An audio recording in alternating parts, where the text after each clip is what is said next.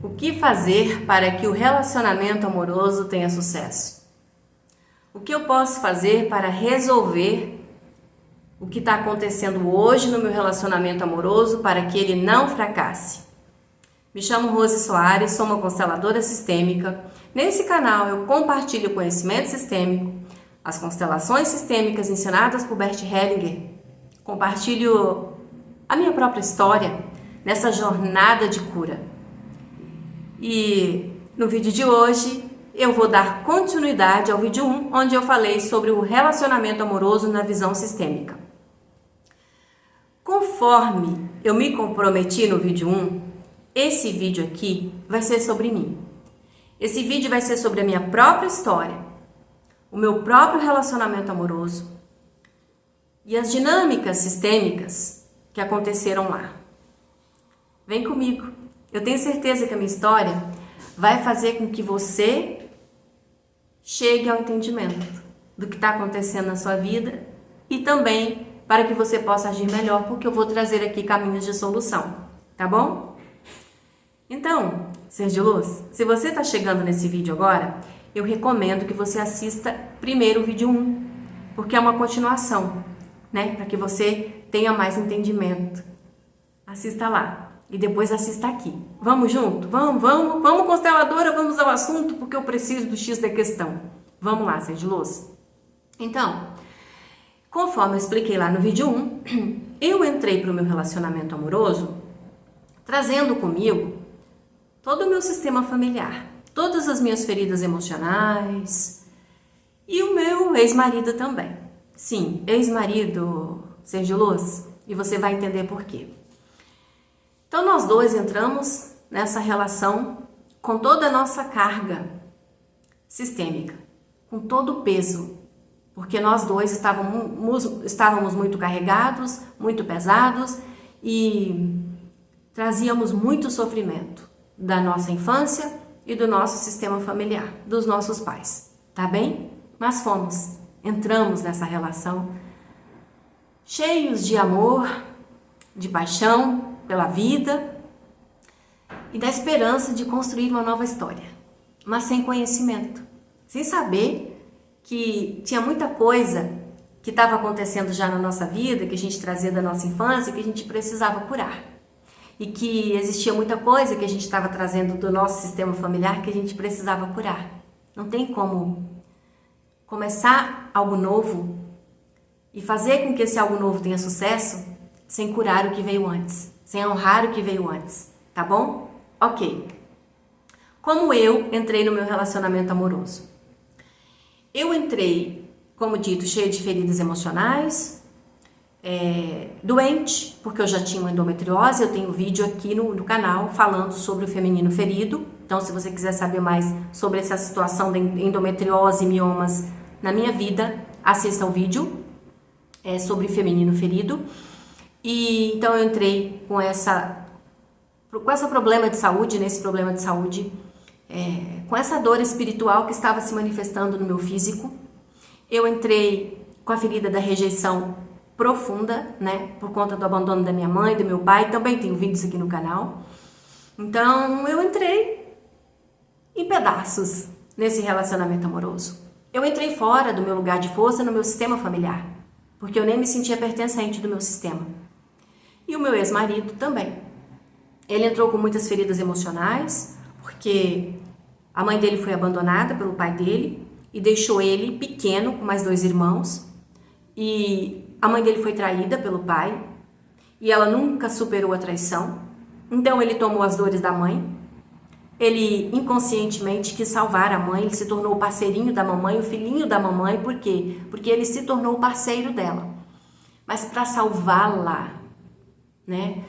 E ele se tornou inconscientemente o pai dos irmãos. E na verdade os irmãos o viam como um pai. O pai aparecia às vezes, mas o pai nunca contribuiu financeiramente para o sustento dos filhos. E a mãe teve que trabalhar e sustentar os filhos como ela pôde, com a consciência que ela tinha, e educar com a consciência que ela tinha, e cheia de feridas emocionais da infância dela, do abandono desse marido e trazendo dores ancestrais também. Aliás, ela atraiu para a vida dela o marido que condizia com o que ela vibrava, né? com a energia que ela emanava. Enfim, entramos aqui, nós dois, né? Esses dois seres, nessa relação desse jeito. E eu entrei nesse relacionamento feliz e de que estava construindo uma nova família e tomei para mim a minha sogra como minha mãe, porque eu tinha ferida da rejeição da minha mãe. Eu nunca tinha tido uma mãe, então eu disse, agora eu tenho uma mãe. Mas a sogra não é mãe. Eu tenho uma mãe, eu tenho um pai. Sogra é sogra, sogro é sogro. Então estava aí um problema na minha vida amorosa, porque eu me colocava como filha da minha sogra, então eu me colocava como irmã do meu marido. O relacionamento fracassa. Eu não posso ser irmã do meu marido, eu sou esposa, companheira. Não tem como ser irmã dele. Mas me colocando como filha da minha sogra, me coloquei como irmã. Tá bom? Perceba a dinâmica acontecendo aí? E fui agindo assim inconscientemente e o meu ex-marido também. E ele seguiu se colocando como pai da mãe dele, inconscientemente, porque quando o filho tenta salvar a mãe, está se colocando como pai da mãe. Quem tinha que curar as feridas emocionais da mãe era a própria mãe, não era a função dele. E não era a função minha também, né? Tentar salvá-la. Por que que eu coloquei a minha sogra como minha mãe e tentei até salvá-la? Porque, no fundo, eu queria salvar minha própria mãe. Eu precisava resolver as questões com a minha mãe. Por isso que eu colocava a minha sogra como minha mãe. Tá bom? Vai percebendo o que eu tô te contando aqui, compartilhando com você minha própria história, e você veja aí o que você tá fazendo na sua vida, tá? Então, o que eu deveria ter feito? Sogra é sogra. Eu tenho mãe. Independente de quem ela tenha sido, como ela tenha se portado, se ela tenha abandonado ou não, eu tenho mãe, ela me deu a vida. Sogra é sogra, tá bom? Hoje eu sei disso. E o meu ex-marido não podia ter tentado salvar a mãe dele, porque ele é filho dela e não é o pai dela. Quem cuida dela é o pai dela. Feridas emocionais dela, quem resolve, quem cura é ela. Porque quando ele fez isso, ele se colocou como grande, violou a hierarquia. E também ele não é pai dos irmãos. Irmão é irmão. Ele não tinha obrigação nenhuma para com os irmãos. Ajudar é uma coisa, mas se colocar como pai é outra. Então ele se coloca como grande também na vida dos irmãos. É um lugar muito pesado para ele, mas ele estava inconsciente. Na verdade, era o amor infantil, o amor da criança, o amor cego, que queria salvar todo mundo da família, tá bom? Do sofrimento. E ele nunca rejeitou o pai em si conscientemente. O pai aparecia às vezes e aparecia sempre quando precisava de alguma coisa. E ele sempre estava disponível para aquele pai e ele amava aquele pai. Acontece que ele rejeitava o que o pai fez para a mãe. O que o pai fez para eles, que foi abandoná-los e trair a mãe dele. Isso doía muito nele. Então ele prometeu que ele seria diferente e que seria um homem diferente e não trairia. Assim nós seguimos. Ele cuidava de mim como uma princesa, fazia de tudo para mim, me protegia. Ele era um homem provedor. Eu era a filhinha do papai ausente e ele era o filhinho da mamãe. Veja só. Eu atraí para mim o homem que comunicava aquilo que eu precisava curar em mim. E ele atraiu para ele a mulher que comunicava o que ele precisava curar nele. É assim que acontece, ser de luz. Mas nós estávamos inconscientes e não observamos isso. Então, seguimos pela vida, inconscientemente, carregando esse peso sistêmico, ok? Até que ele fez exatamente aquilo que ele falou que não faria com a esposa dele, que foi traí-la. Ele me traiu. Como, Rose? Como que você está falando, consteladora, que um homem que te amava, que vocês eram parceiros e ele te tratava como uma princesa, ele cuidava de você, ele era um homem provedor e ele te traiu? Eu explico, ser de luz. Ele me traiu porque ele fez exatamente aquilo que ele excluía no pai, que ele rejeitava no pai, que foi ele ter abandonado a família, que foi ele ter traído a mãe dele. E foi justamente o que ele prometeu que não faria. Então ele fez igual, porque tudo que a gente exclui, a gente repete na nossa vida. Tudo aquilo que a gente rejeita, a gente tende a repetir na nossa vida. Então, ele criticava isso no pai, ok? E aí, ele me feriu de morte, porque eu já tinha uma ferida de rejeição, de traição, porque eu me senti traída, injustiçada, quando os meus pais foram embora e me deixaram ainda bebê. Então, ele reacendeu em mim aquela dor profunda. Foi culpa dele? Não, ser de luz. Hoje eu sei, eu atraí aquilo para a minha vida. Eu atraí exatamente aquela dor que era conhecida pelo meu corpo. Eu me coloquei naquele lugar de sofrimento de novo porque era conhecido. Tenho falado sobre a ferida de rejeição aqui, tem vídeos aqui e falo muito no Instagram também. A ferida de rejeição afeta todas as áreas da nossa vida, ok? Então, eu tinha essa ferida de rejeição e ele também, porque ele também foi rejeitado, ele se sentiu rejeitado pelo pai. Então, ele nutria também uma ferida de rejeição. Então, nós dois, inconscientemente, provocamos tudo isso na nossa vida, ok? Para sentir de novo a dor, inconscientemente. É assim que acontece. Ele foi lá e fez o que ele rejeitava no pai. Mas tudo bem.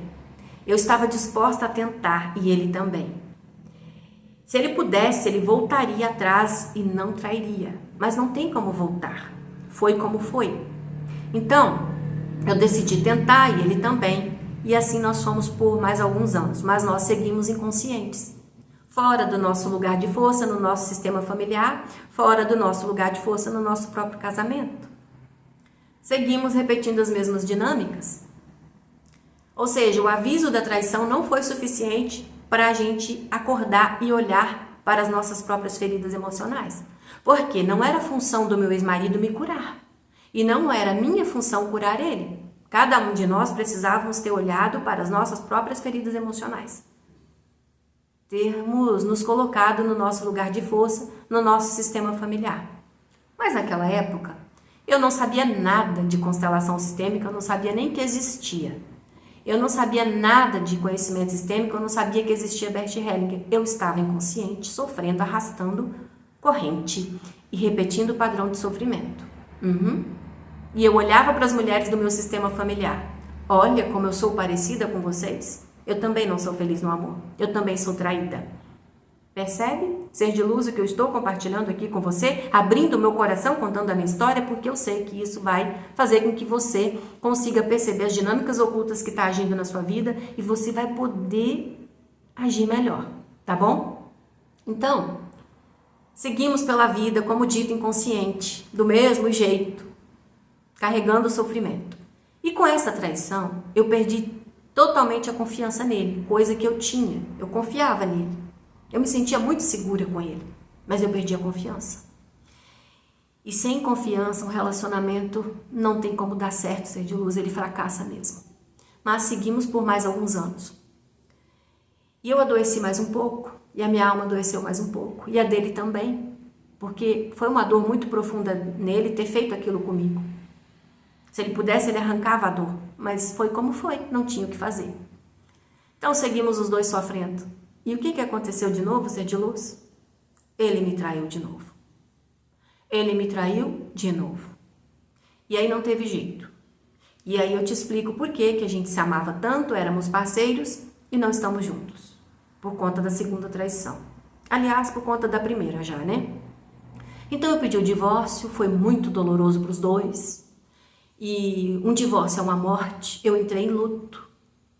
Porque eu tive que reconstruir uma história, uma vida, e lá estava eu, me sentindo rejeitada e abandonada de novo. Ou seja, de novo eu me coloquei naquele lugar de dor, de sofrimento, que era conhecido.